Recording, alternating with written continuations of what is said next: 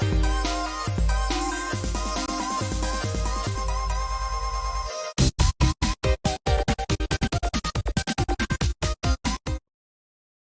everybody, welcome to our early comics review video. I'm Andy. I'm Matt. We're here with Infinity Flux Comics out of Chattanooga, Tennessee. This is our bigger show where we show you some of the biggest and best books that are coming out this week, so you're better prepared when you go into your local comic book store or you get your books in the mail. I guess by then you're pretty much locked into whatever you got in the mail. No returns. But, we'll give you a little hint at the stuff that you're going to have coming in to get more excited about it. We've got some really good books this week to show off for you. Some of our favorite titles like Spider-Boy and another Energon Universe book with Duke #2. So let's get into it. Yeah, and we're going to start with Duke #2 right here. The first issue was hugely popular. Everything in the Energon Universe is hugely popular, and rightfully so because it's so good, as was this issue. So in this issue, Duke is still on the run from the military, basically, and he seeks help from a very old friend of his who is a G.I. Joe character in the G.I. Joe universe, not necessarily in this book yet, but in the grand scheme of things,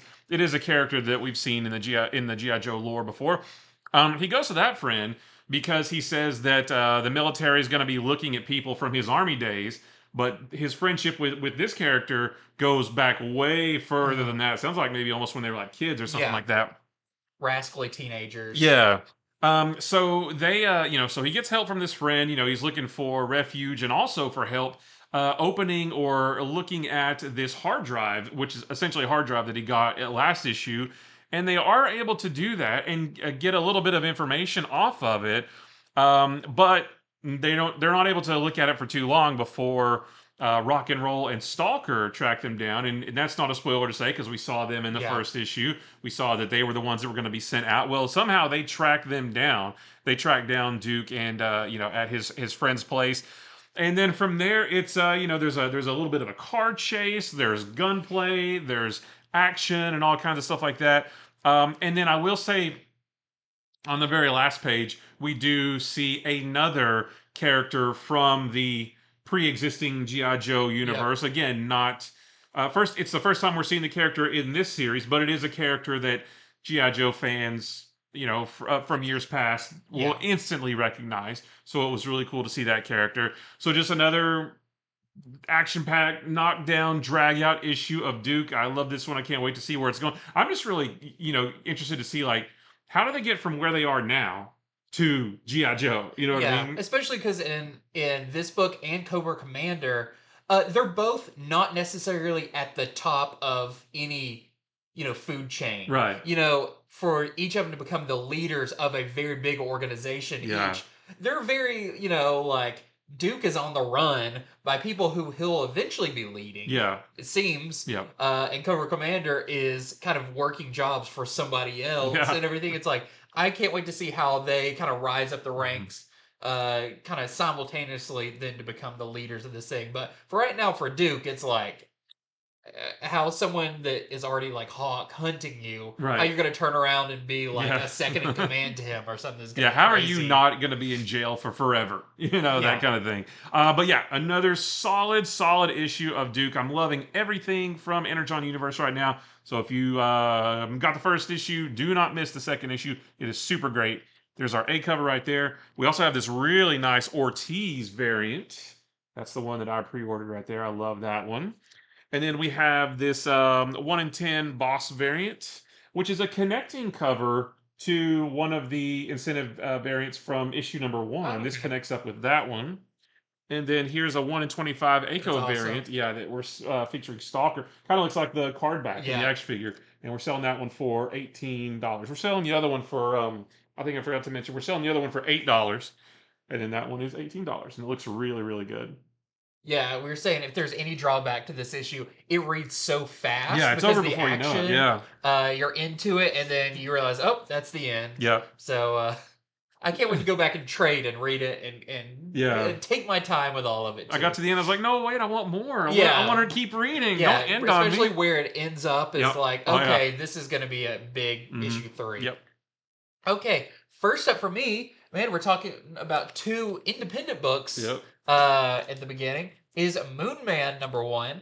So this is really cool. This is by Scott Muscuddy, or you may know him better as the musician Kid Cudi. He is teamed up with Kyle Higgins and art by Marco Licati to bring you this really interesting pseudo sci-fi series. So, this is about an astronaut. From what I get, he's kind of a pilot. Like his position in the shuttle would be he's like the pilot of that. He was specially hired by an organization called Janus, and Janus is kind of like almost like Amazon. It's Hmm. a kind of a this is not a like spacefaring company. This is you know they employ a lot of people. They've got their hands in every different pie. Um, at one point, they said that they also run like privatized prisons, Oh, but they also like deal with like your shipping and everything. so is It's it kind of like when Jeff Bezos said, "Hey, I'm going to launch a rocket to yeah, space"? Everybody's like, "What? yeah, You own Amazon? You're not a yeah, space very guy." much Yeah. Okay. inspired by that. It feels, but Raymond is the. It seems like he works for Janus, but as kind of a hey, we actually need someone who knows what they're doing on this shuttle. Because also with them is Buckley, who is the son of the owner of Janus. Hmm. So, and he is full of himself. He's loving the celebrity of being, oh, I'm an astronaut now. And he wants to be, Buckley wants to be the first astronaut to step foot on the moon in 50 years.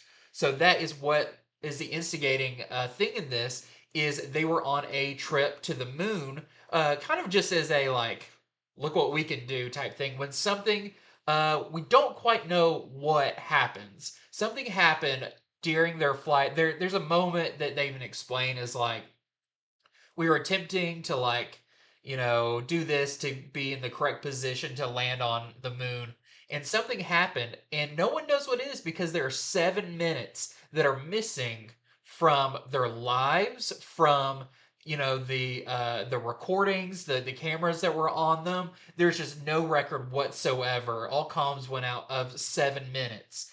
This was a big enough thing that basically when they regain consciousness or whenever the after the 7 minutes they took the shuttle back home and thanks to Raymond they were able to land it and everyone's safe. But what happened in these 7 minutes? Now everyone wants to know, what did you see? What was going on up there? Were you conscious for it? All of that. But no one who is on the shuttle remembers. Hmm. But maybe that's not true. Maybe Raymond actually has some flashes of something that he can't quite place, and that's kind of the beginning of this story. Is he's back? He's kind of trying to, like astronauts do, they have to take a long time to have a lot of tests done, and now he's returning home to his family. He's kind of a local celebrity. But what are these flashes that are happening? And when a anti-Janus protest breaks out that he sees on his phone, something happens to him that is almost more superhero than sci-fi in Oh, nature. okay. So you'll have to read it to find out. But it's setting up a really cool, very like trippy space. There's a lot of weird colors and everything like that, but a really cool mystery as well in this. So I thought this was really, really good. This issue also has a bunch of bonus material in the back of sketches and preliminary pages and all of that. And I believe Kid Cudi has a either a single or like an EP or something that's coming out at the same time that goes along with it, which is super Oh, cool. nice. So, if you're a fan of his, or if you're a fan of this kind of weird sci-fi, you will definitely like this. That is Moon Man #1. We've got some great variants for this as well. So we have this D'Urso variant. We've got a Rod Race variant. We have I believe this is a Christian Ward variant. We're selling for $20 to 1 in 25. And we've got this 1 in 20 green variant we're selling for $15. So great new little sci-fi series. Yeah, sounds awesome. Yeah, with a really unique story. Well, next for me is DC Power 2024. So this year's edition of DC Power. And these come out once a year, and it's their anthology book celebrating some of DC's Black heroes. And this book I will say is $9.99. Yep. But this is a big, thick, like square bound book. Yeah. Like there's a lot in Got a this. spine. Yeah, it's got a spine on it and with words on it and everything. Words. So this has so the first story in this is a story of it's a Far Sector story written by N.K. Jemisin and the art is by Jamal Campbell. So you know it looks awesome. It's Joe Mullen's last day at the City Enduring, and she's saying her goodbyes, and it's kind of bittersweet. She's happy to be done, but sad to be leaving everybody. So saying her goodbyes, but her friends are planning her a surprise party. And there's a lot of hijinks with that. Oh, and she's sort of going around. She's making her rounds with Jon Stewart too, so he's in that as well. There was a Thunder and Lightning story. There's a Bloodwind story. There's a Val Zod story, Superman Val Zod story, written by John Ridley. The art is by Edwin Gallman, and it kind of Val sort of recounts his life as he flies to the absolute deepest reaches of space. Like he says, "Oh, I've eventually gotten to like the middle, and there's just nothing around me." And we see, what it was like for him, and there's callbacks to like Earth 2, the New 52 cool. Earth 2. So there's like one panel where you see like the Justice Society, but it's like the New 52 JSA. Cool. There's a little bit with Red Tornado Lois Lane. And he was talking about what his life was like on Krypton, and then what his life was like when he got to Earth and being secluded from everybody. So that was really cool. There's a Black Manta story. There's a Spectre story with the Crispus Allen version of the Spectre. There's a Queen Nubia story. There's a Kid Flash story where Wallace West helps a young girl named Nova kind of deal with all the stresses in her life, just sort of helps her manage everything, I guess. She's got some anxiety and stuff. He helps her manage that. There's a really good Mr. Terrific story that I really liked, written by Greg Berman, and the art is by Janoy Lindsay. And Mr. Terrific is protecting the ADA of Atlanta from some hitmen that are out to get him. So that story is a little bit more action-packed than some of the other stories in this. Plus, I just like Mr. Terrific anyway. He's really cool. And the last one is really cool, too. It's a Duke Thomas, the Signal story, written by Brandon Thomas, and the art is by Kerry Randolph. So it looks really cool.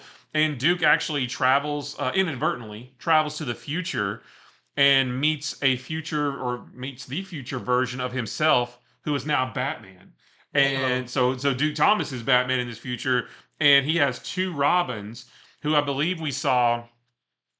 And I want to say it was maybe one of the maybe like issue 6 or something of Batman Urban Legend, where they built a bat signal on their own, and now they are Robin. One's like in all red, one's in all green, and then the Batman design for Duke Thomas that looks really cool too. So just a lot of really really good stories in this, and like I said, it's nice and big square bound, so you get a lot for your money.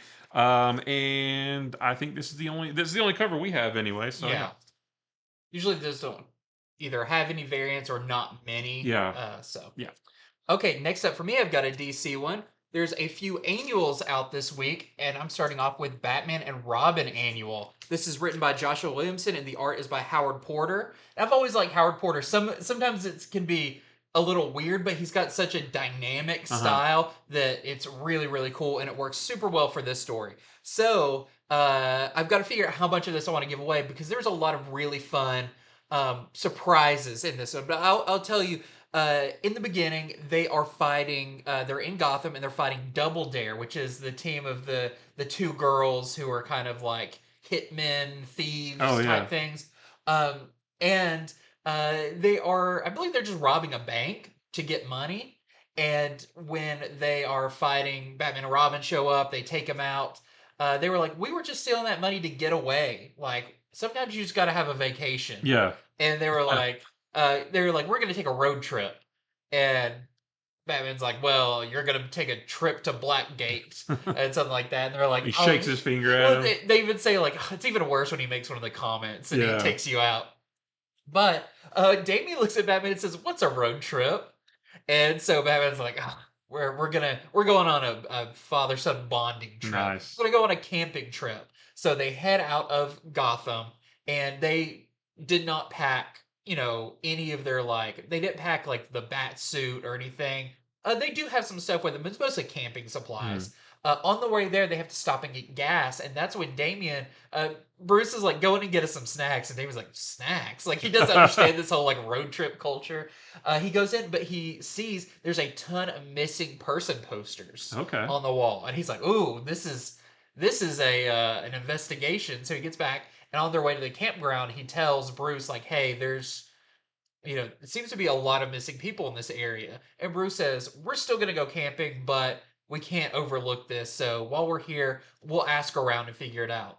Well, what happens when they get to their campsite and the like laying out in the middle of just the campsite is the bodies of all of those people? Who did this? Why are they there? This all gets pretty crazy when they realize we are in a hunting ground, a la very Predator-like, Yeah. or like Most Dangerous Game, and Batman and Robin or Bruce and Damien are the latest prey in this. So it is up to uh, Bruce and Damien to use what supplies they did pack, which is like, sticks to make s'mores with and some rope and all of that. There's a couple of bat things that both of them couldn't help themselves but pack. But they're going to have to use that stuff and lay traps for these hunters that are coming in there to take them out for a big, everyone pay. I think all of the hunters pay $10 million Oh wow. to enter this hunt, to hunt Bruce Wayne, like celebrity playboy, and his son, and whoever gets him gets the cash prize.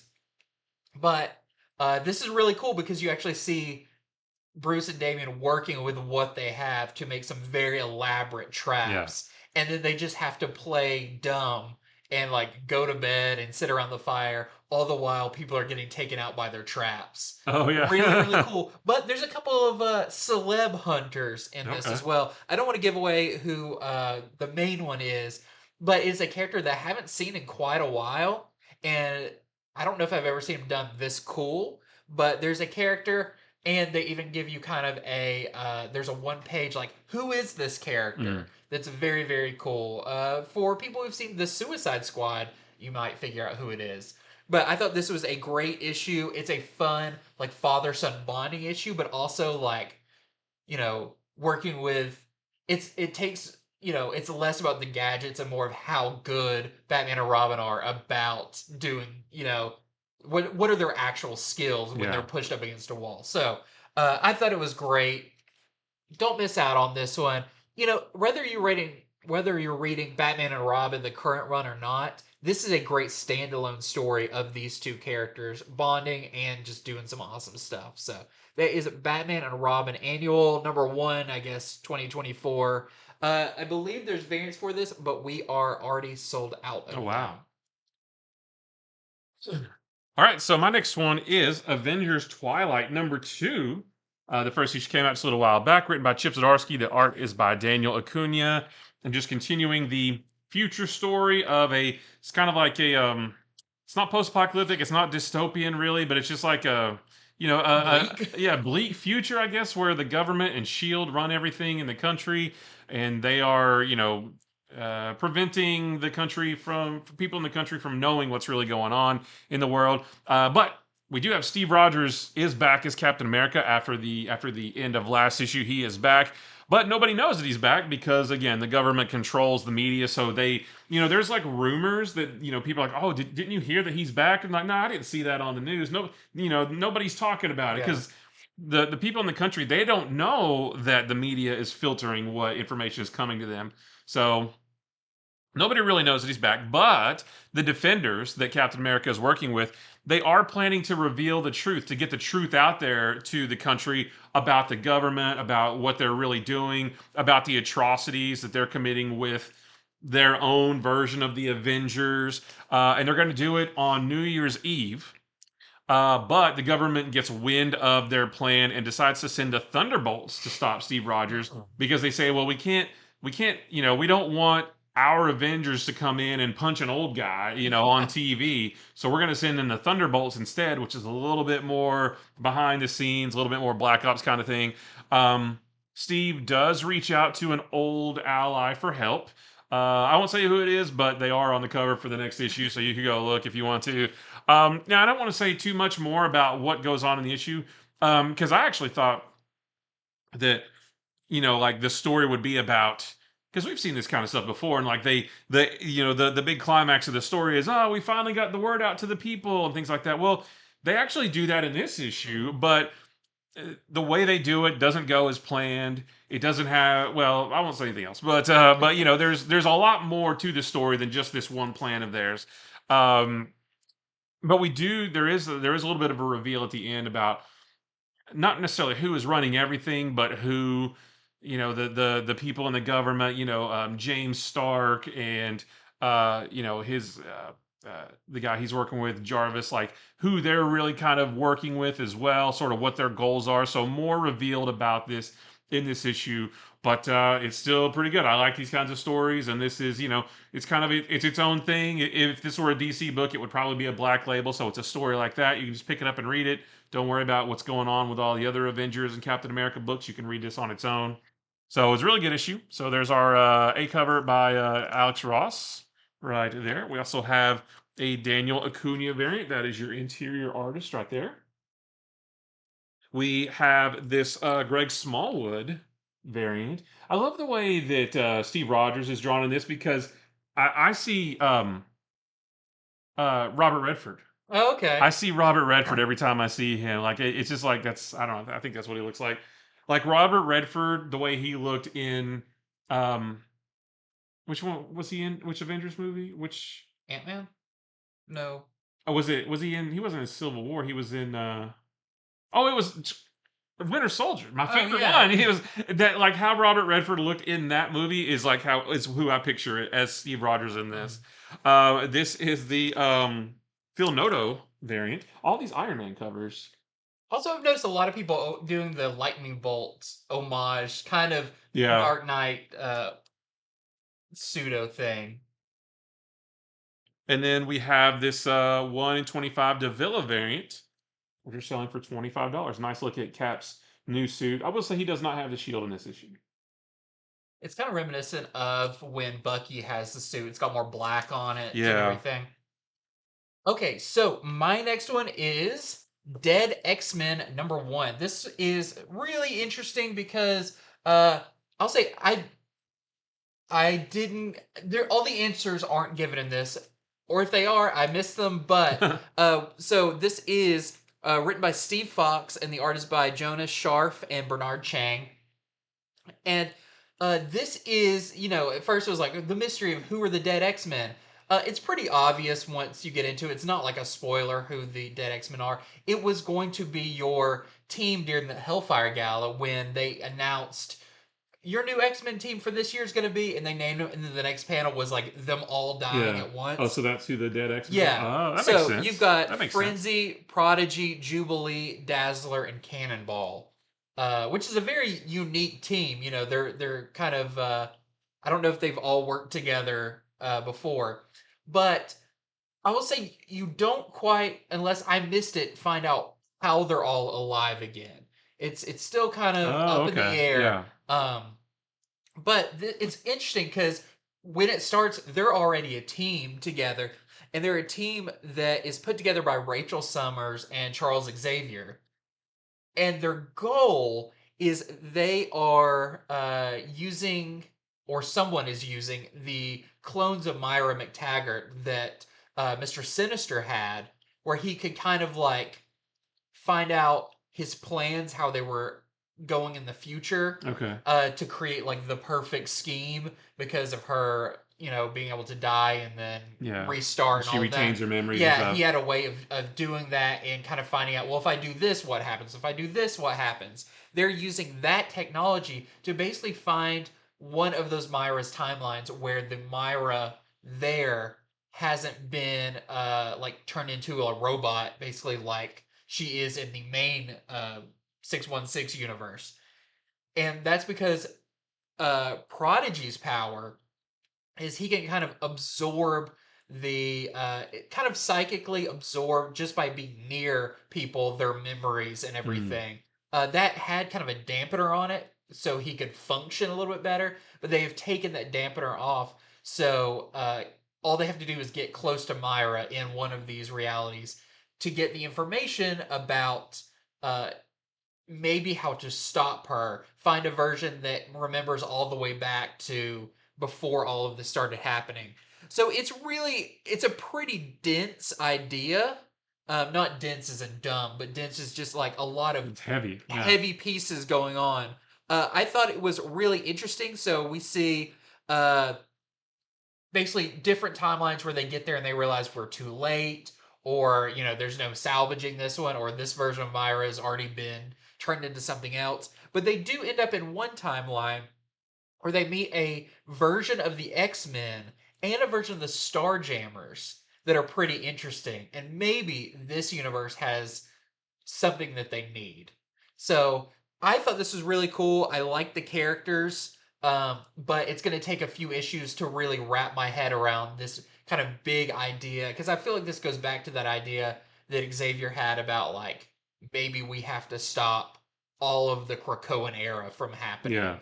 And they need to find out kind of where that went wrong. So really cool. I think it's just a couple issue mini series, but I'll keep reading it to find out what's the big picture here. But I thought this one was really cool. Great cast of characters. I love seeing Dazzler on a team again and Yeah, all she's that. great. So big X fan. You'll definitely want to check this out. If you're reading all the Fall of X books, you want to check this out. But I'm very interested to see where this goes, because this is some pretty heavy stuff in this one. So this is our A cover. I love this one. This is the Kevin Eastman homage variant. Nice. I believe this is the Deadpool or the Wolverine variant. But this time homaging New Mutants 98. And then we have the Hellfire Gala variant, which makes more sense now. This is by Lucas Warnick. I've never seen Kevin Eastman's version of Wolverine or really any Marvel character before. So. Yeah. Well, no, that's not true. You did a Daredevil variant last week, I think, or Kevin Eastman? Yeah. Yeah. But like Wolverine and Deadpool, never seen him draw those guys before. Yeah. All right, so next for me is Marvel Voices Legends. This is this year's edition of this. This is a lot like the DC Power book. This is celebrating some of Marvel's Black heroes. The first story in this is about Patriot Elijah Bradley, who there's another Patriot I think who was like in the Champions. Yeah. But that was not Elijah. So this is like the original Young Avengers Patriot, from that era, which is really cool. And it's cool to see him. And it's pretty action packed. He goes up against Crossbones, which we haven't seen Crossbones in a while either. Crossbones was paid to kidnap some kids, and Patriot goes in and fights Crossbones hand to hand to rescue them. But he's reluctant to do so, and the story goes back and forth between him fighting Crossbones and him a little bit before he suits up, a little bit reluctant to suit up, and he gets advice from T'Challa. He gets advice from Sam Wilson and Steve Rogers, telling him, "Listen, I know you don't really want to put the suit on again, but sometimes we need to do, Sam Wilson even pulled out Spider-Man's with great power, there must also come great responsibility." He said, Spider-Man has this thing that he says, which is really cool. He won't shut up about right. So that was my favorite one. The art was really good, and I've always liked Elijah Bradley as Patriot. Mm-hmm. It's kind of bummed that he sort of went out of the limelight, and it's cool to see him back. And I hope that means he'll maybe show up again later, in another book or so. Just give me a new Young Avengers. Yeah. Just bring all those guys back. There's a story with Misty Knight calling Wing. I love those two together.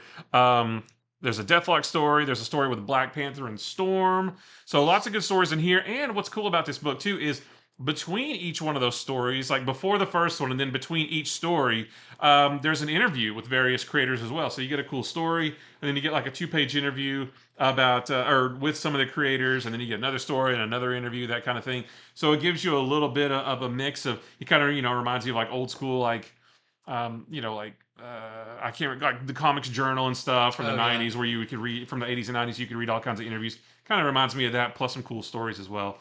So there is the 2024 version or edition of Marvel Voices Legends, and we have this really nice Galman Black Panther variant as well. I like that, like kind of Cape Serape thing he has. Yeah, add some flow to his height costume. Yeah, very nice.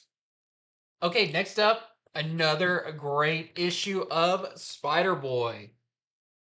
We are unbiased fans here. No, we it's probably one of our favorite books. Yep. Both of us coming out currently, and always happy to get a new issue. And it feels like we're not getting them fast enough because like the last issue was like the Christmas issue. Yeah, it feels forever ago. But so it does catch you up with what happened last time. Even though I feel like these are very standalone stories, they have a loose thread kind of tying each issue together. So last issue we had his Spider-Boys team up with Captain America, which was really fun where they tried to stop Taskmaster from stealing the super adaptoid. Now we learn a little bit more about that. So, and you have to remember last time that Taskmaster didn't get the whole super adaptoid, he just got his hand. That's all he managed to get away with. Well, where this takes place is there is a new character called Killionaire. And this character is so just like perfectly written. He's probably like what 12 years old or something. Yeah, he's super young, obnoxious. Yeah, he's kind of a influencer, but just the worst kind. Like he does terrible things to people just to get likes and views and everything.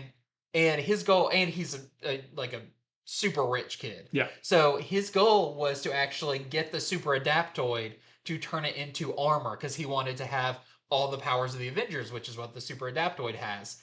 But he could only get the hand. He's very upset about this and kind of says, "I'm going to ruin you, Taskmaster. I'm going to dox you." Yeah. Oh, that's what he said. Yeah, I'm going to dox you. Like what? That's the that's the worst thing. Yeah. But his scientist he has basically says, "Wait, I've got something I can do with just the hand," and comes back with what do they call it? Tin Soldier? Is it Tin Soldier? I think so. But it's an action figure that basically just looks like a 6-inch action figure of Super Adaptoid. But it's a mini version of the Super Adaptoid. He gets the Super Adaptoid like he wanted, but it's only this big. Yeah. But it will respond to his every command. Yeah. It still has all the powers of the Avengers, just like the regular. Shapeshift into the Avengers, all that. Just little action figure sized. Which is really fun. He's very excited about this. But then we catch up with Spider-Boy, who is trying to make some money. Which is really funny because he saves somebody and then they're like, whatever I can do for you. He's like, well, I can take $20. Yeah. And then I forgot what her name is, but the girl and her family that I can't remember. Yeah. Red Zed's like, you can't ask for money. You're a hero. You don't charge people for saving them. But he figures out like, I need to make some money. I don't want to give away where that goes because I think that's really funny because he's got a big idea that does not play out well. Yeah. But of course, all this ends up with him coming face to face with this Killionaire character and against his super adaptoid. That's super fun. So you have basically Spider-Boy finding tiny versions of all the Avengers. Even at one point, Silver Surfer, he's like, he's not even an Avenger. Right, that was fun. But it's a really fun issue. It's kind of a simple idea, but it's very, I don't know, I feel like having him as an action figure type thing and everything really lends itself to like this young character, Spider-Boy, and kind of what he has to go up against. So I really liked it. I thought this was a really, really fun issue. And once again, it's got some more stuff that can go somewhere else. And the way that it kind of ends with him and the super adaptoid, I thought was really interesting and very kind of like shows you how good of a person Spider-Boy is. Yeah. But there, like all the issues, there's also a backup story. I thought this was super interesting. It's kind of where the cover comes into place, where he's in this more monstrous form, because he's out on the town just as Bailey when he sees that Thor is fighting this giant spider in the middle of like a construction site or something. And the friend he's with basically says like, "Are you gonna go help?" And he's like, "I can't do anything." So apparently, when he turns into the monster form, he's stronger. Oh, I didn't get that. Because he kind of says like, "Well, I can't go fight it unless I'm like monstered out." I didn't pick up on that. And so she's like, "Well, why don't you do that?" He's like, "Well, I don't want people to see me and be like, oh, that's that monster, Spider-Boy." But he says, "Okay, I'll do it." And he goes and helps Thor, but maybe Spider-Boy has a little power we didn't quite know about, a way of communicating with spiders that we didn't know about. It's a really fun story that also kind of sets up what people are going to be thinking about Spider-Boy. Mhm. It kind of gives you the outsider's idea of that. Well, yeah, what I thought was interesting about the backup story is the way that it ends. Even though it's a backup story, I feel like the way that the backup story ends is going to inform what challenges he runs up Yeah. into in the main story in future issues. Yeah. So I thought that was pretty cool. Yeah, so a really good issue of Spider-Boy. I feel like we just say it every time, but this is one of the best books coming out. It's so much fun. Dan Slott and is it Paco Medina? Yeah, Paco Medina. The backup story is by Ty Templeton, Yeah. who is your Batman the Animated Series artist. So really, really fun stuff here. Thor was really funny in the backup because he had heard of Spider-Boy Yeah. and all of that. Just the the thing about where he can maybe talk to spiders is really funny. So that is your A cover by Humberto Ramos. We've got some really interesting variant covers for this. So we have the Wolverine variant That is by awesome. David Baldeon, which is a nice homage of Spider-Man 300. Wolverine's not in this, but it's just the series of Wolverine covers that we've seen for the last couple weeks. I'd like to see Spider-Boy meet Wolverine, Yeah. though. I think that would be really fun.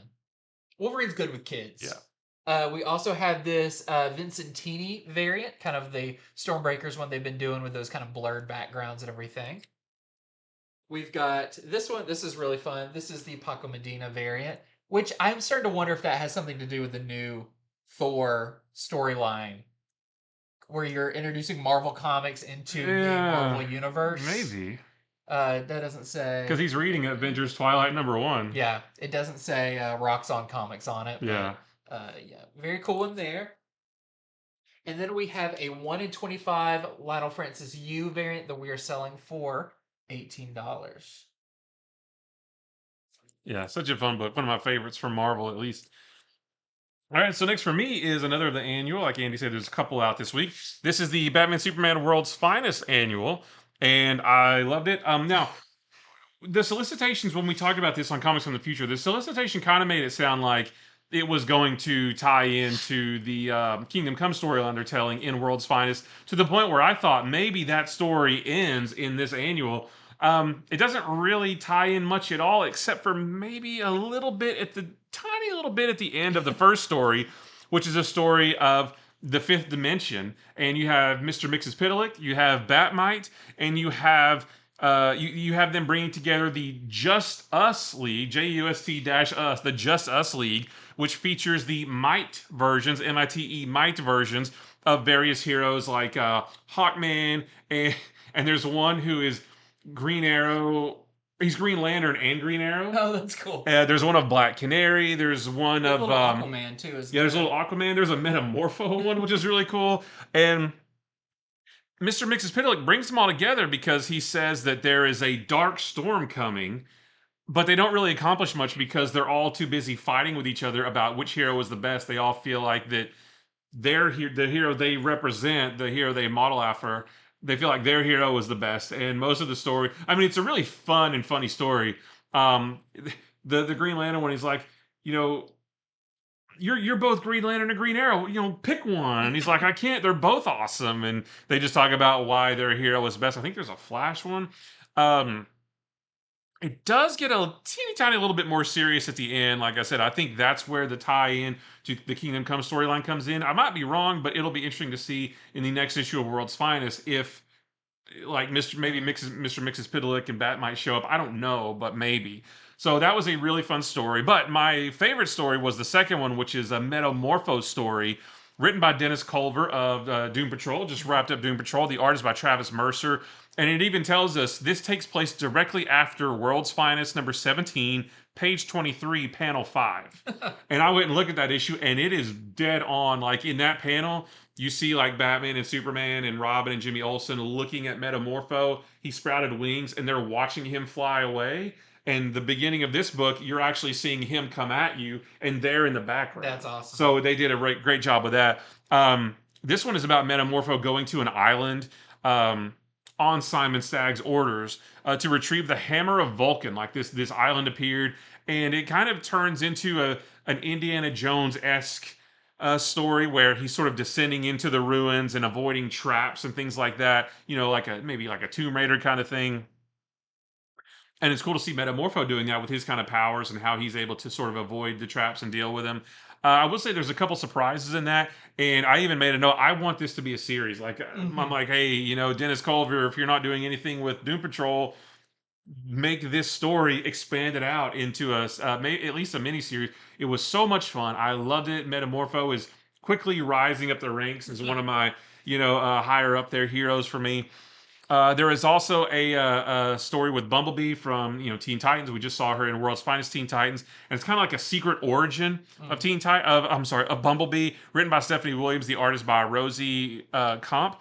And then there's a Challengers of the Unknown story written by Christopher Cantwell, and the art is by Jorge Fornes. Fornes, yeah. Yeah. And it's a pretty trippy one. Like there's a lot of trippy visuals weird looking stuff with eyeballs and brains and stuff. But it's a story of the Challengers trying to rescue Dr. Elias from a threat that could unravel all of reality. You know, that old Got chestnut. it. The world's about to end. We got to go save our friend here. And they have to figure out how to do it. So no Batman or Superman in this one, but still really good stories, especially that Metamorpho. Like I think the Metamorpho story is worth it. I loved it to pieces, and that Fifth Dimension story is really good too. So yeah, just another really cool World's Finest. Still, the best book on the stand, or one of the best books on the stands at least, because there's a lot of good stuff out there right now. But there is our A cover right there, and we have some cool variants for this. This is the John Jang variant. We also have this really nice Jamal Campbell variant. I Oh yeah. love that one. That it looks. I love the perspective of Batman's like hook coming right at you. Yeah. That is super cool. And then we have this 1 in 25 Perel variant that we're selling for $40. So a lot of Batman and Superman covers, but like I said, they're not in this at all. But it doesn't matter because everything else in here is really, really good. Well, before we go any further, people are asking. I see them all the time while we're doing this right now saying, how do I get these books? Well, you can head over to infinityflux.net right now where you can order these books. We have them all there, well, while supplies last. So you can get these delivered straight to you, or if you're local, you can order them and come by and pick them up. Any of those is an option. And don't forget to sign up for a subscription for future issues so you don't miss any. But let's move on with my next one. That is Titans Beast World #6, the final issue of Beast World. Feels Mhm. like it just got started. It actually But really does. yeah, but I thought this was so the hardest thing in big event books is sticking the landing. Yeah. You can set up these stories all day, make them as crazy and fun and whatever as possible, but eventually you got to land that plane. Hmm. And I actually think this one does it about as good as I've ever seen one. So I don't know how much of the previous issue I want to give away, but Yeah. Let's not give away Doctor Hate's identity. yeah. Yeah. Let's just say Raven is fighting Dr. Hate Hmm. in this one. The whole Beast World thing, like we said before, is funny how it goes from, we were dealing with the Necro Star, then we were dealing with the Beasts, and now we're dealing with Dr. Hate. Yeah. So it's just kind of this like, oh, you thought this was about this? Well, actually, it's about this. So we have Raven in her showdown with Dr. Hate, but also at the same time, we have Detective Chimp who comes up with a plan how to save all of these people who've been turned into beasts, even though Amanda Waller is like ready to just murder Yeah. everybody. Detective Chimp is like, let's do this plan, and so it involves Nightwing making a plea to the president Yeah. That was about cool. Yeah. like his bargaining chips for it too were really cool. Like, not that he was holding anything over him, but he was like, just give us a chance. Yeah. And the fact that he was like, hey, we just saved your wife type thing is really cool. But they all have a plan to do this, and it's a plan that you could kind of figure out along the way. But even when you think, they start saving people, one of the coolest parts is no spoiler here, but Batman gets turned back from being a Yeah. werewolf. He's not going to be a werewolf thing forever. Right. But the way that happened was really, really Uh-huh. cool. And they plan on doing this for everybody.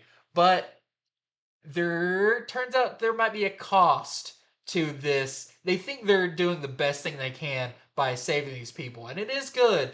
But what is the price for doing this? So that right there that you're talking about, and we won't tell you what it is, Yeah. but I've been wondering about that since like the second issue. Like, well, when they do that though, isn't this the effect of that? And I was like, I guess not, because they don't ever address it, but they address it dead on, like directly in Yeah. this issue, and it's very, very cool. Because I was like, oh, that's what I was thinking was maybe the case. Yeah. And yeah, It was even alluded to before Beast World. There was a Yep. story Yep.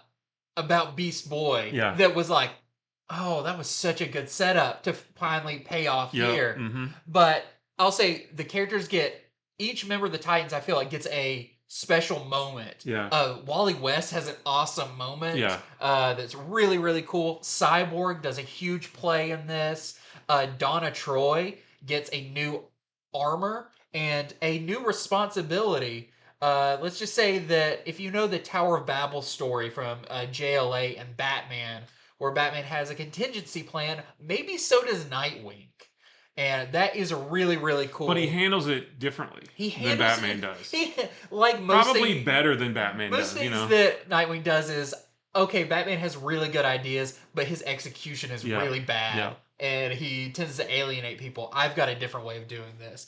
But, this wraps up the Beast World story, but there is plenty of I wouldn't say loose threads, because everything's, it doesn't feel like, oh, they're still dragging that on, Yeah. but it's setting up the next story arcs in Titans and probably more, because there's some big stuff being dealt with in this. Yeah, I wrote down that this is the definitive conclusion to Beast World, the Beast World story, and the story of all these people getting turned into beasts. This wraps all that up, but it is just the beginning of whatever it is that Amanda Waller has planned. Yeah. Because she's been sort of in the background of the whole thing, and she's only getting going. Yeah. So there's more to come with Amanda Waller and what she wants to do, and there's more to come with a couple other things too. But as far as like saving people who've been turned into animals, like that does get wrapped up with a nice bow. It's done really well too. Yeah. But the Titans, their story's just getting started. Yeah. Like, what sets up in here is like, oh man, I could see this going on for years and being perfectly happy with their progression as characters and everything. And I did put too that this is the most Titans heavy issue, because I think we talked about it before. The last issue was very Amanda Waller heavy. Yeah, this one, because the Titans are supposed to be like Justice League level now, since the Justice League doesn't exist. But we talked about it before, like.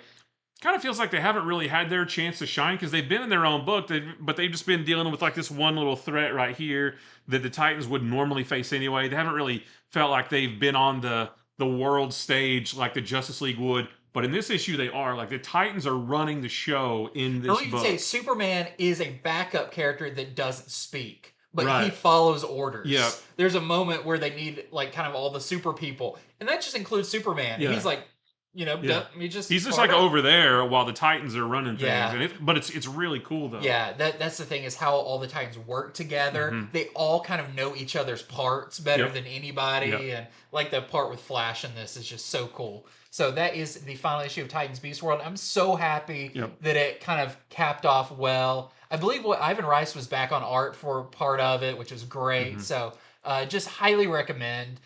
This is going to be, I always kind of want to wait till the end of an event like this to be like, do I want to buy this and trade? Because I try to get a lot of the big events so I can reread them. This one definitely secured this as like, I need to get this one as a full thing and reread it. Yeah, so. It was a good one. They did really well with this one. And like I said, they nailed the landing, but I'm still interested to see about all the other stuff that they're setting up. Yeah. That's going to be really cool. So we've got this Barons variant. You see you've got John Kent up there in his lightning mode, his blue mode, which does come into play pretty heavily in this. Which I still haven't really explained too much. I don't know why. I'd love for them to like address it, a little bit. He's kind of a non-card carrying member of the Titans. Like, I feel like he's just kind of there, and he could join at any moment. Like Batgirl's the same way too. Yeah. Like, she should just be part of the Titans. She fits in with them so well. We have a Deodato variant with a Flash and Garo. And then lastly, we have I believe this is Clayton Henry, the Lenticular with Nightwing turning into his Foxy self. Mm-hmm. Because of course Nightwing is a fox. That was one of the funniest parts of Yeah. the previous issue thing, where it's like, of course Of Nightwing's a course he's a fox. fox. All right, so next for me is the Trinity Special. You can see this nice cover here with Trinity and John Kent and Damian. Now, okay, so first things first, what this book is it reprints all of the Trinity backup stories that we've seen in the Tom King run of Wonder Woman so far, and also the Trinity backup story from Wonder Woman 800, which was her first appearance.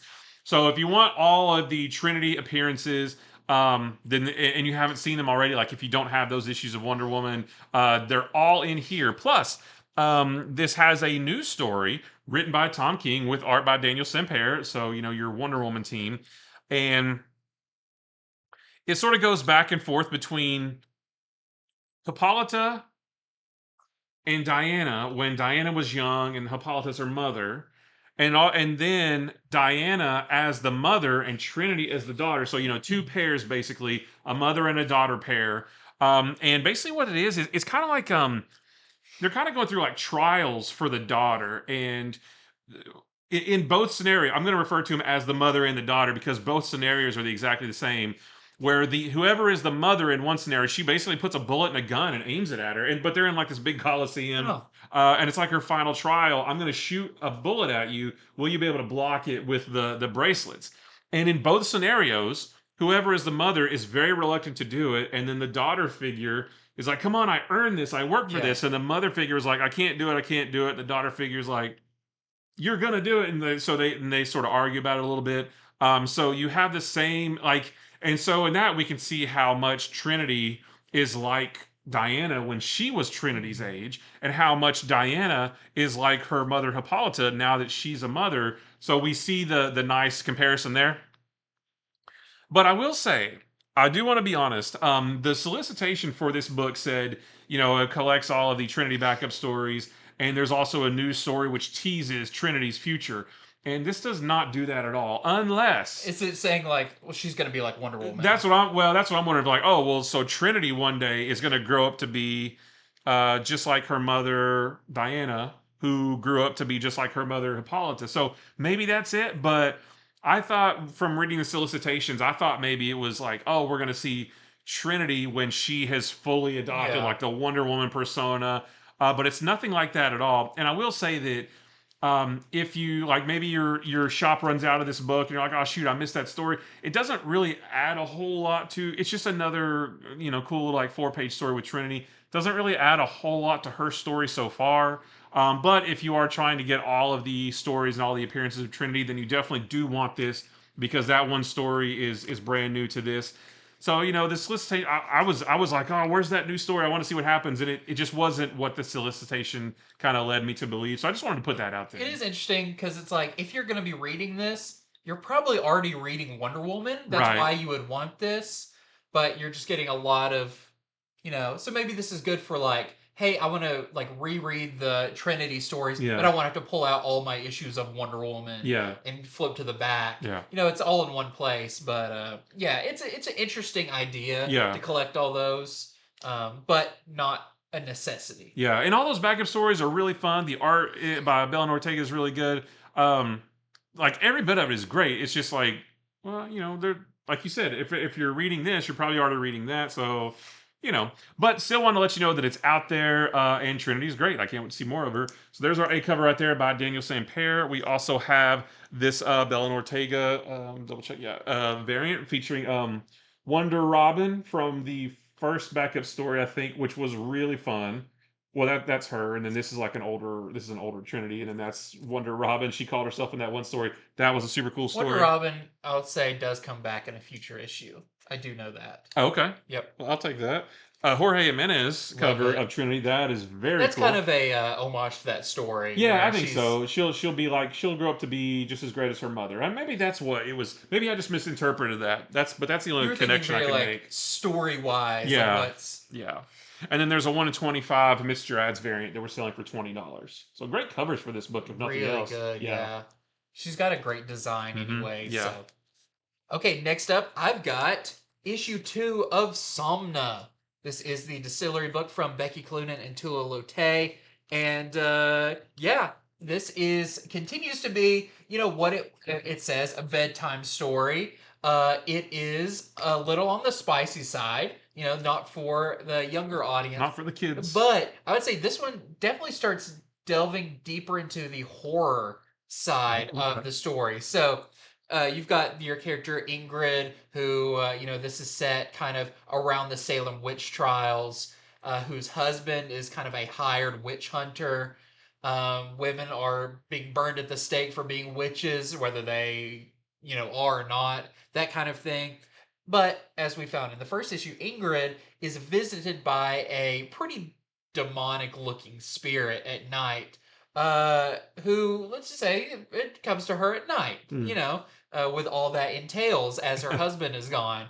And she's Ugh. very drawn to this, but it starts getting a little bit more controlling in this issue. So Ingrid in the last issue discovered that Sigurd, who's another a man in the community, and her friend, I think it's Maja, it's Maja, Mm. have been having a little fling. Ingrid was out walking at night and found that they didn't see her, but she saw them. But now she's worried because she's like, you can't get caught. Like this is going to be terrible um, for both of you. So, Sigurd, you need to leave town. He's like, I can't leave town. I love her. But something horrible happens in the town that may turn this, like, hey, you need to get out, to like, uh oh, stuff is really about to go down. All the while, the dark entity that is visiting um, Ingrid, visiting her dreams, may start to collide with the real world a little bit. So just a really cool story. It's a genre that you don't get in comics, which is like Mm. this like romance, horror, supernatural. But I think that is what Distillery is going to be great for, is finally bringing some genres that we haven't got in a long time back. I know we're getting like a western coming Mhm. up. It's like, okay, great. Like someone is kind of picking up the mantle of these romance comics, or the western, or that kind of thing, and bringing it back to the forefront. So just highly recommend this one if you are of age. So that is Somna number 2. And then we have a variant for it. There's actually quite a few variants, but since we ordered this one, people have gone online and pre-ordered. So we are almost completely out. So go on there right now. I think we've got some variants left, and grab a copy. We also have this 1 in 25 Tedesco variant we're selling for $60. I just want to mention too, when we talk about distillery books, whether it's Somna or anything else, if you want these, get them now because they will be available digitally later. We haven't really seen what that's going to look like yet, but they're not going to be reprinted. They're not going to be collected in trade, Yeah. or anything like that. Like that's this is almost pretty much it. Yeah. So if you want these, like get them now because they're going to be gone after Yeah. that. All right, so next for me is Batman Offworld #3. This mini series, when I first heard about it, I was like, oh, that sounds really cool. But I'll read it later. There's so many mini series out there right now. I'll get to it later, maybe when it's in trade or something like that. But like, it's been like really good. Like every time it comes, I'm like, wow, this is really. Not that I thought it would be bad, but every issue just, I guess I'll say, it impresses me, like with how good and interesting it is. And this one is just the same. So in this one, Ione, who is the Tamranian that Batman's been palling around with, she finds him on the planet that he wound up on at the end of last issue, and she goes to sort of pick him up, basically. But not before he has convinced a pack of space wolves, which is this, right? So you thought that's all space horse? That's a space wolf. I don't know if they have an actual name, but it's a space wolf, basically. But he basically convinces a pack of space wolves to stop attacking this nearby village that he stumbled across, and not really like convince them, but like they fight it out enough. Like he's just all cut up and his Yeah. costume's destroyed. He asserts his dominance. Exactly. That's exactly how it is. And so the alpha wolf was like, "Oh, I can see, yeah, asserts his dominance on that."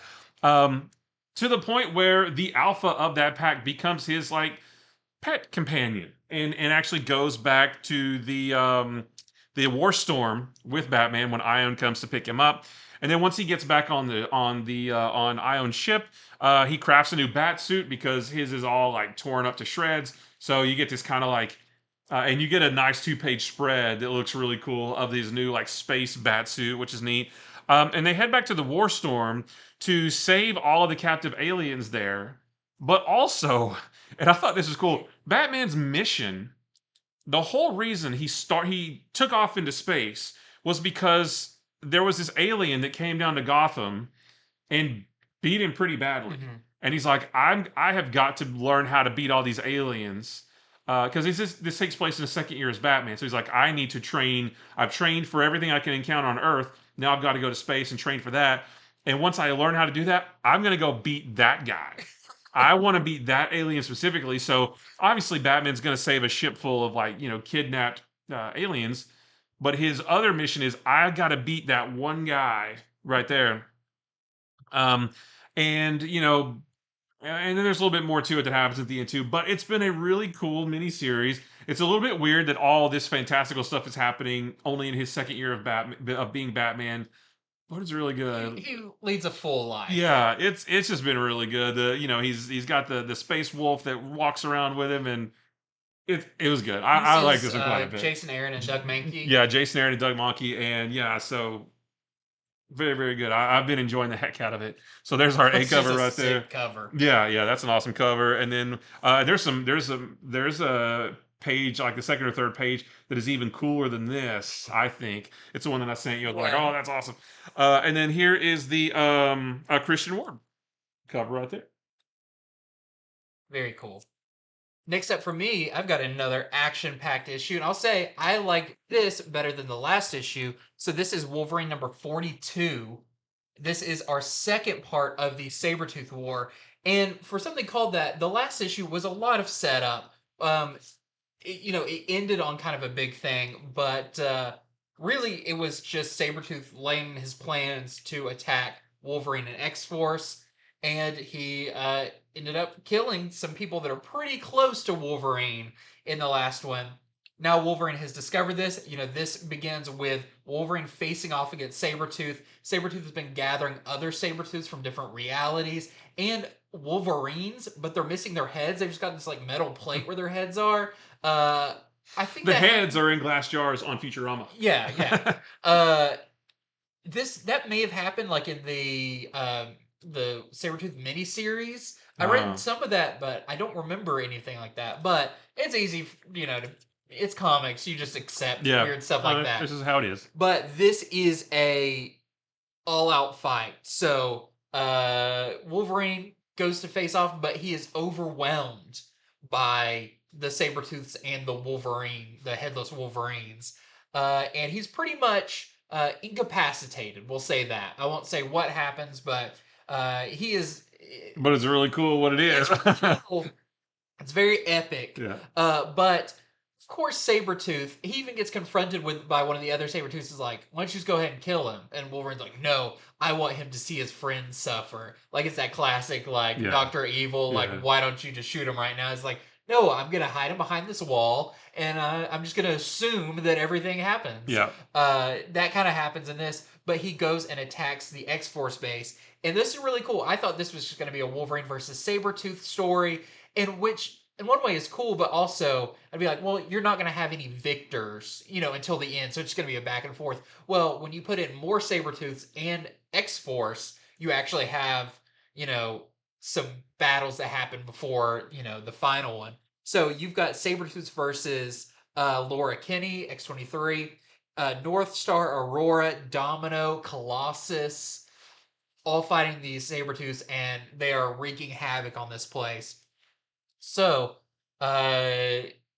it's not looking good we'll say this is, the Empire Strikes Back of the story. Their backs are against the wall.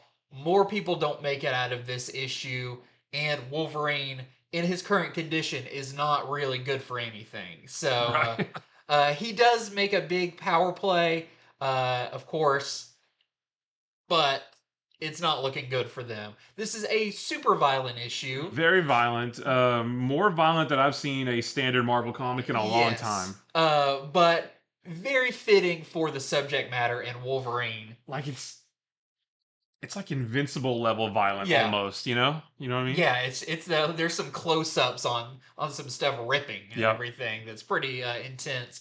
But I thought it was great. I thought this was way better than the last issue. Not that I didn't like last issue, but this is kind of what I was in this story Yep. for, is Yep. this kind of stuff. So I think people are really gonna like this. That Mm-hmm. is Wolverine issue 42.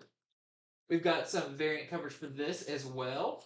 So we've got a Cocolo Yeah. variant. It's your Immortal Thor artist right there. Yep, very cool I in love there. that cover. And we have this Williams variant. Yeah, I didn't read this issue, but you showed me a lot of what's in it, and holy cow, like that's the Wolverine story I want, Yeah, right? There's a yeah. lot of People always talk about the Wolverine game that's like, oh, the M-rated Wolverine yeah. game. That's like this That's this. equivalent. Yeah, Yeah. It was really good.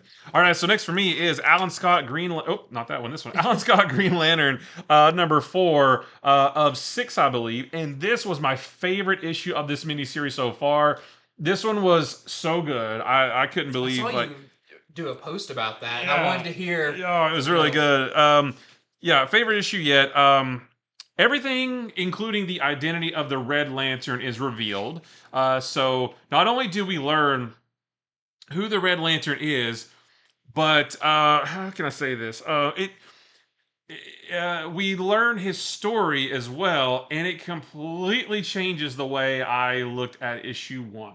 oh, So okay. it's one of those where it's like, oh, now that you see this, you want to go back and read or watch or whatever you're doing. You know, you want to see the beginning of the story with all this new information. It's one of those kinds of things, and it's done so well.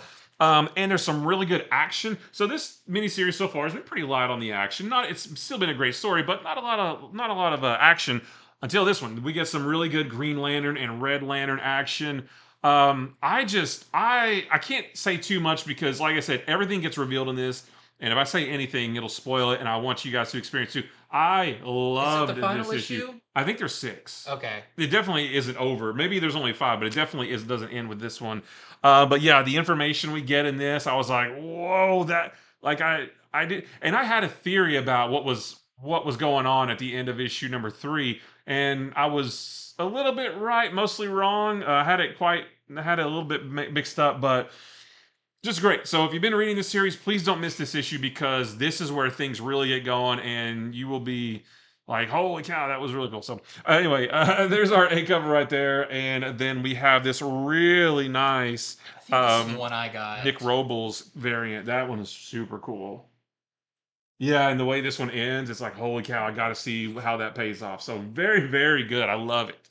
Yeah, the more we read of the Golden Age stuff, the more Yep. it's like, can we just have a whole line of these Yep. going on all the Yeah, keep time? keep Sandman running, keep Jay Garrett going. Give me a Wildcat, give me an Hour Man, Yep. give me a JSA that's puts Al them all Pratt, together. Al Pratt the Atom. He's just a little guy with 2 fists. Yeah, Love that. Red Tornado, the classic Red yeah, yeah, Tornado. yeah. Just so many great characters. Okay, next up, I've got Star Wars Dr. Aphra issue 40. This is the final issue of Dr. Aphra. So this has been running for years now, and finally coming to a conclusion. This was a really nice conclusion, though, because it did a little bit what the Bounty Hunters final issue did. That was like kind of where are they now? But the way the previous issue ended of Dr. Aphra, she was about to pull the Holdo maneuver, basically, which is you turn on the hyperdrive and you aim it straight towards Yeah. something. This was to stop some of the Scourge from Dart droids while sacrificing herself. Of course, no spoilers, but Aphra did not die. You'll have to read to find out how that all worked out. But this is really cool because it cuts back and forth. It's mostly narrated. It's Mm. kind of a epilogue narration by Aphra as she's talking about kind of who she is. She's kind of a pirate. She's an archaeologist. She's kind of a bad guy. Um, but all the while she's on this planet where she looks up and sees like a ruined Jedi temple, and she's making her way there. All the while it's flashing between her and then some of the other characters that have been in the series and kind of where they are and everything. But as she gets there, she discovers a Jedi relic, something as an archaeologist, like this is a big deal for her. And she's like, I can sell this for so much. Uh, but as she is leaving, she starts the narration change to like, but after everything I've been through, is it worth just running away with this, or do I want to share it with somebody?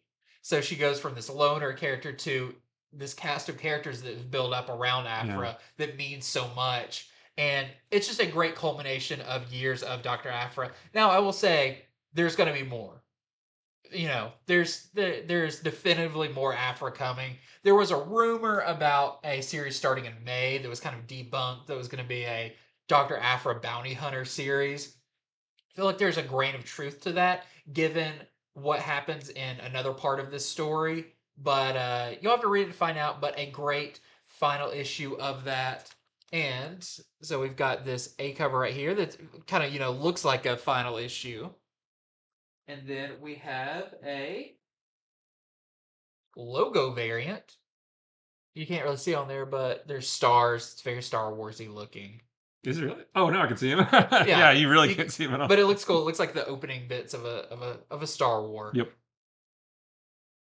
Go have a Star War. Go have a Star War. All right, so last for me is Miguel O'Hara Spider-Man. Oh, darn it, I grabbed the wrong one. Miguel O'Hara Spider-Man 2099, number 5.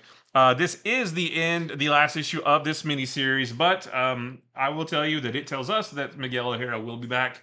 So probably another miniseries or something. We do already know about there's Spider-Man 2099 Symbiote, which is coming from Peter David. That's right. That I think launches in maybe May or June. Yeah, I forgot all about that. Then that must be what the one thing. Yeah. Okay, yeah. So yeah, we are getting another Miguel. We are getting more adventures of Miguel here. I'll say that.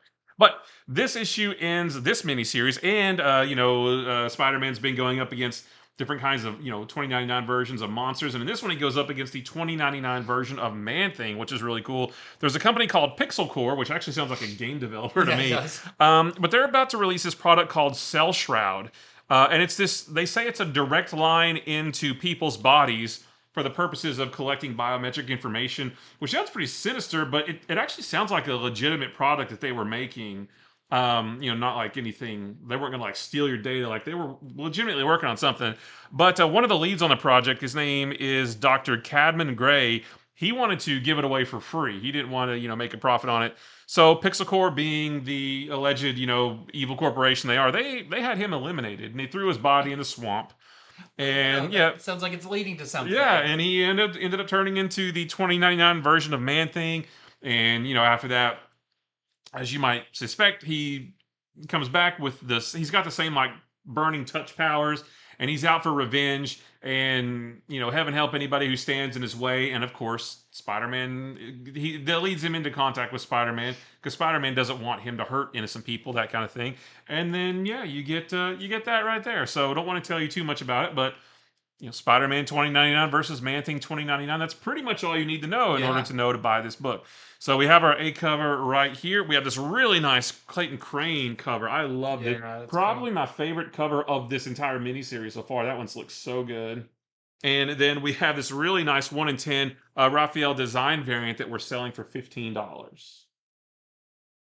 And so this is the final issue of this miniseries, and it's cool to see like it didn't all be like, oh, the final issue ties all of the issues together. It's like, nope, they all were standalone. Yep, they were all. It was a weekly miniseries. They're all one and dones. More miniseries like that, please. Yes, because it was a great reading experience. Every week you get a brand new story. So I've got 2 books to talk about last. First off is Power Girl Uncovered. This is like all the Uncovered books. It is a collection of some of the best covers featuring Power Girl. This one goes all the way back to her first appearance, kind of all the different costumes she's had, stuff from like Infinite Crisis, the Jim Lee cover. So it's not just like recent ones or her recent series. It goes all the way back. What's also fun, the parts of it that are narrated by Power Girl are written by Brittany Holzer, and the art is by Megan Hetrick. And it's essentially Power Girl's like, these photos leaked of me. I've got to see if any of these are like, do I need to delete, like get rid of them? or any of them worth signing, that kind of thing. So there is like a little narrative that goes through all these pictures. It's really fun. Streaky makes an appearance. Omni Nice. makes an appearance. So that's really fun. So if you are a fan, an art fan, a Power Girl fan, you'll want to pick this up. This is a fantastic Villalobos A cover, one of the best covers of the week. Missed opportunity to not make that a foil cover. Yeah, this would have Oh been an golly, awesome that would have foil been the cover. best foil cover. But we've also got some great other covers to go with this book of covers. So we have a Dan Mora, which is great. We've got a Sajic variant. That's your Harleen artist. Oh, that's right. Yeah. Stefan Sajic, yeah. Yep. And then we have this foil Sway variant, which is also still a very nice. Oh, it's a great foil too, but that other one, holy cow. And then lastly, I have Disney's Lilo and Stitch #1. This is a new one from Greg Pak and Giuliano Giacomino. This is really fun. If you're a fan of Lilo and Stitch, this is perfect. This kind of robot guy in space and his robot sharks. They look like sharks. They're kind of like, I don't know. They're not like swimming or whatever, but they've got very sharky markings on them. This guy sees video of Stitch and is like, "This is what I wanted you guys to be like. You need to go out and take action. You need to be crazier." So they decide to go and kidnap Stitch to kind of help them like be better at their jobs. But of course, you have Stitch and his whole family with Lilo, and they're all loving each other. Stitch draws his own like little comic of his story, and Lilo writes the dialogue for it, which is really fun. But these alien guys show up on Earth, steal Stitch. Of course, Stitch is a little too mischievous to get caught by them, but he has to hide, and it's really fun where he hides. I don't want to give it away, but it's a very comic booky. I'll say this is a very like, it's Lilo and Stitch, but like, there's a reason why this is the comic version. Okay. So really fun one there. So highly recommend it if you're a fan. There's a little advertisement. We're going to be getting a Hercules book. Oh, nice. So just some really cool stuff coming up. I've got some variants for this as well. So then we've got the David Nakayama variant. It's so interesting to see these artists who you know their style so well, but then doing this style, you kind of see it in a whole different light. We've got this Russo variant, kind of one of the color hold or color bleed variants. We've got this Meyer variant, which is very nice. And then we've also got some incentives. So we've got a 1 in 10 Joshua Middleton variant, which is not very Joshua Middleton when you think of his style, but very cute. This is a 1 in 10 we're selling for $15. Then we've got a 1 in 20 Middleton Virgin variant we're selling for $35. And then lastly, we've got a 1 in 25 Nakayama Virgin cover that we're selling for $25. That's my favorite because I love Nakayama in the Virgin one. This looks great. It looks really good. So that's a lot of books this week, but a lot of really good stuff you'll want to grab and when you head out to your local comic book store or order them on infinityflux.net. Don't forget about that. We've got a show coming up on Wednesday. We're going to show you some of the books that you can pre-order by that weekend so you don't miss out on any of the good stuff. You get your orders in early so you don't miss it. And anything else? We're good. That's it. So we'll see y'all next time. See ya. Bye.